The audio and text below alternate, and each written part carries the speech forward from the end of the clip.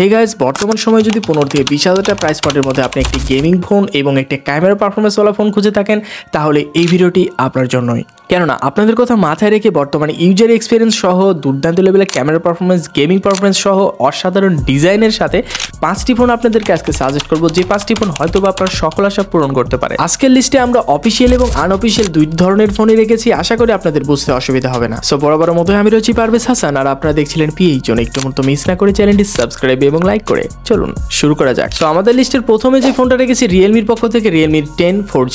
এই ফোনটা একটা দুর্দান্ত লেভেলের একটা ফোন, কারণ এই ফোনটাতে রয়েছে মিডিয়াটেকের G99 এর মতো পাওয়ারফুল একটা গেমিং চিপসেট। এছাড়া রয়েছে সুপার অ্যামোলেড ডিসপ্লে এবং 5 হোল কাট আউটের ডিসপ্লে এবং অসাধারণ ডিজাইন।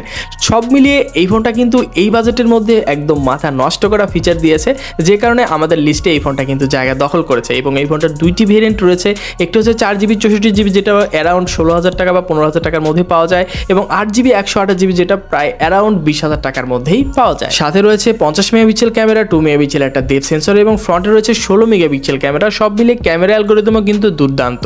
এছাড়া ফোনটাতে কিন্তু 5000 mAh এর ব্যাটারির সাথে 33 ওয়াটের একটা চার্জার দেওয়া আছে, যার ফলে এটা কিন্তু এই বাজেটের মধ্যে একটা দুর্দান্ত লেভেলের ডিল। অ্যান্ড এই ফোনটাতে কিন্তু মিডিয়াটেকের G99 প্রসেসর দেওয়ার ফলে এটা কিন্তু এই বাজেটের মধ্যে গেমিং পারপাসে বলেন এবং দুর্দান্ত লেভেলে মাল্টিটাস্কিং করেও আপনি কিন্তু একটা ভালো ফিল পাবেন।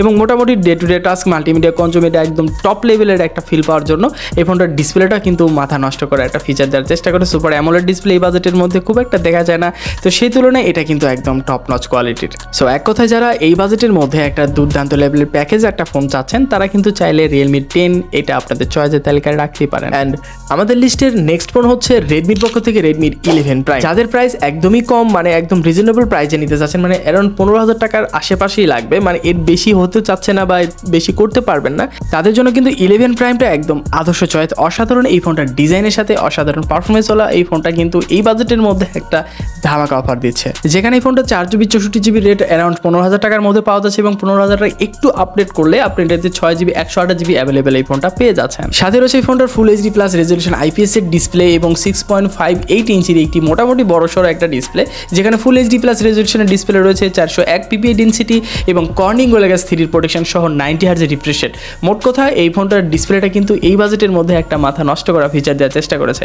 এছাড়া পারফরমেন্সে হতাশ করে না, মিডিয়াটেকের G99 এর মতো 6 nanometer ফেব্রিকেশনের তৈরি 2.2 GHz up to clock speed দিয়ে এই ফোনটার চিপসেটটাও কিন্তু এই বাজেটের মধ্যে মাথা নষ্ট করা ফিচার দিয়েছে, যেখানে আপনি দুর্দান্ত লেভেলের গেমিং পারফরমেন্স তো পাবেনই, এছাড়াও রয়েছে মাল্টিটাস্কিং করার ভালো সুবিধা। এছাড়াও এই ফোনটাতে কিন্তু day to day task easily করতে পারবেন কোনো রকম পেইন ছাড়াই। সো যারা মানে একটু হেভি লেভেলের ইউজার আছেন, তারা কিন্তু অনায়াসে এই ফোনটার 6GB 128GB নিলে অ্যাটলিস্ট টেনশন ফ্রি থাকতে পারবেন।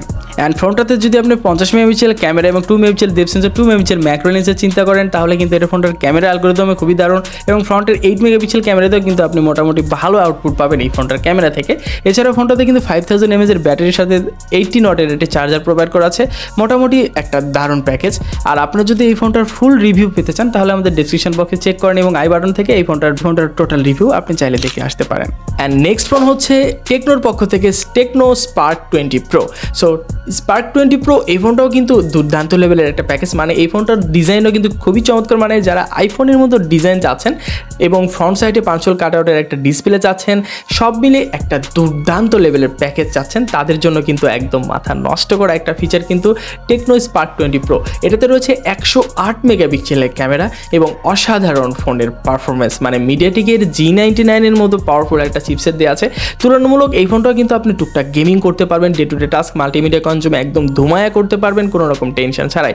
IPS LCD প্যানেল, 5 হোল কাট আউটের ডিসপ্লে রয়েছে 120 হার্জ রিফ্রেশ রেটের ফুল এইচডি প্লাস রেজলিউশনের ডিসপ্লে, যার ফলে ডিসপ্লেটা কিন্তু একদম চমৎকার লেভেলের।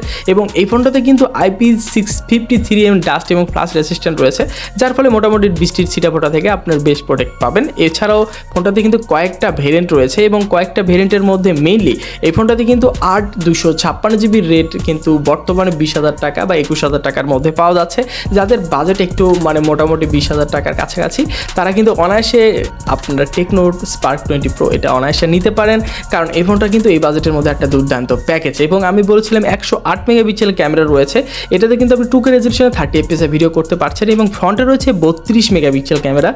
মানে এই বাজেট তুলনার মধ্যে এত সুন্দর ক্যামেরা অ্যালগোরিদম, এটাও কিন্তু একটা মানে ভালো একটা ফিচার। যারা ক্যামেরা লাভার রয়েছেন এবং মোটামুটি টুকটাক আপনার গেমিংও করতে যাচ্ছেন, তারা কিন্তু টেকনো স্পার্ক 20 প্রোটা আপনাদের চয়েসের তালিকা রাখতে পারেন, খুব একটা খারাপ ডিল হবে না। এছাড়াও ডুয়েল স্টেরিও স্পিকারের সাথে প্রায় এই ফোনটাতেও কিন্তু দুর্দান্ত লেভেলের 5000 mAh ব্যাটারি, 33 ওয়াটের চার্জার তো রয়েছে। সব মিলে এটাও কিন্তু একটা দারুণ প্যাকেজ, চাইলে আপনাদের চয়েসের তালিকা রাখতে পারেন। এবং আমাদের নেক্সট ফোন হচ্ছে ইনফিনিক্সের পক্ষ থেকে ইনফিনিক্সের হট 40 প্রো।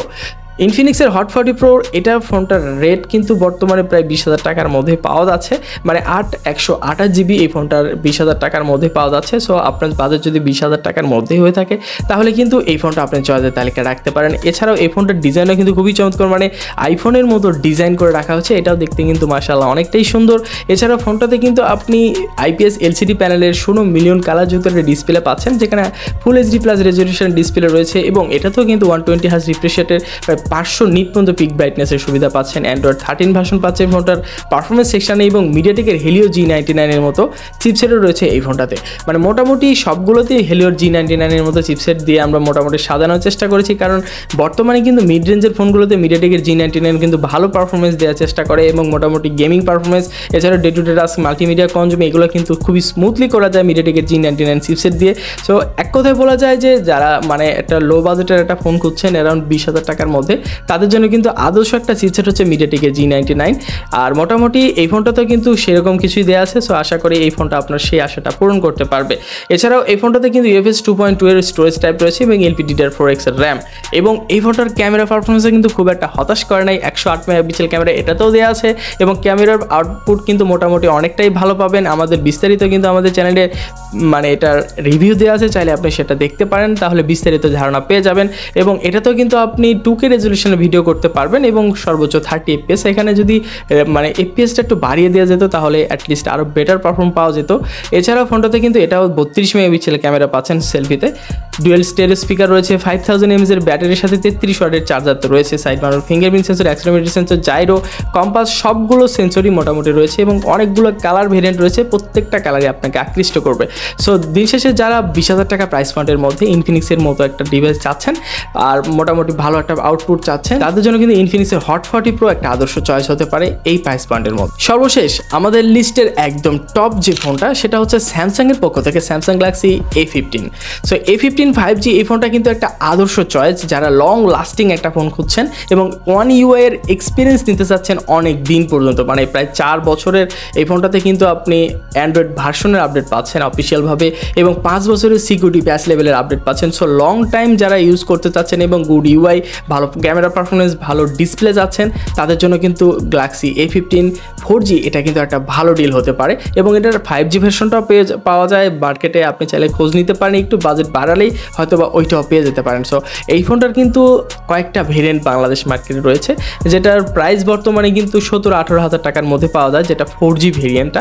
এটা কিন্তু সুপার অ্যামোলেড ডিসপ্লে ইউজ করেছে স্যামসাংয়ের নিজস্ব ডিসপ্লে, যার ফলে ডিসপ্লেটা কিন্তু একদম নেক্সট লেভেলের এবং এইটার মানে কন্টেন্ট ওয়াচিংয়ের ক্ষেত্রে একদম নেক্সট লেভেলের একটা ফিল পাবেন। 6.5 ইঞ্চির ডিসপ্লে হওয়ার কারণে মোটামুটি অনেকটা হ্যান্ডি একটা ফোন এবং ছোট এবং কিউট একটা ডিভাইস বলতে পারেন, এবং এটার বিস্তারিত ভিডিও কিন্তু আমাদের চ্যানেলে মেনশন করা আছে, চাইলে আপনি সেখান থেকে দেখতে পারেন।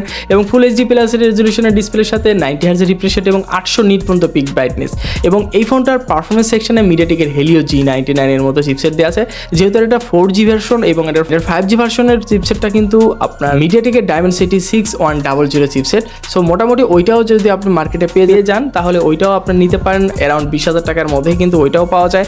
তো অ্যাটলিস্ট যারা মোটামুটি একটা দুর্দান্ত লেভেলের একটা ডিসপ্লে চাচ্ছেন, দারুণ একটা ক্যামেরা পারফরমেন্স চাচ্ছেন, মানে ক্যামেরাতে কিন্তু এই ফোনটাতে 50 মেগাপিক্সেল প্রাইমারি ক্যামেরা রয়েছে, 5 মেগাপিক্সেল আলট্রা ওয়াইড এবং 2 মেগাপিক্সেল একটা ডেপথ সেন্সর এবং 13 মেগাপিক্সেলের সেলফি ক্যামেরা রয়েছে। সব মিলিয়ে ক্যামেরা অ্যালগোরিদম কিন্তু একদম নেক্সট লেভেলের। আপনি যখন ক্যামেরা ওপেন করবেন তখন কিন্তু একদম তাক লাগিয়ে দিবে এই ফোনটার ক্যামেরা, যার ফলে এই ফোনটা কিন্তু ক্যামেরাও খুবই দারুণ এবং ডিসপ্লেটা সুপার অ্যামোলেড হওয়ার কারণে দেখতে দেখতে কিন্তু খুবই পাঞ্চি লাগে এবং সবাই আকৃষ্ট করবে এবং সবাইকে এক কথা থমকে দিতে বাধ্য।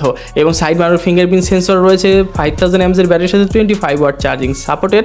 যদিও আনঅফিশিয়াল ফোনে কিন্তু চার্জার পাচ্ছেন না এবং অফিশিয়াল ডিভাইসের মধ্যে কিন্তু আপনি এই ফোনগুলোর চার্জার পেয়ে যাবেন। যদি আপনার অফিশিয়াল কেনার সামর্থ্য থাকে অবশ্যই এই ফোনটার অফিশিয়াল ফোনগুলো নিয়ে নিতে পারেন, এবং যদি আপনার চিন্তা হয় যে না আমার বাজেটটা খুবই কম, তাহলে আপনি এই ফোনটার আনঅফিশিয়াল ভেরিয়েন্টটা নিতে পারেন। অ্যান্ড এই ফোনটার সাথে সাথে কিন্তু আরেকটি ফোন রয়েছে স্যামসাং গ্যালাক্সি F34।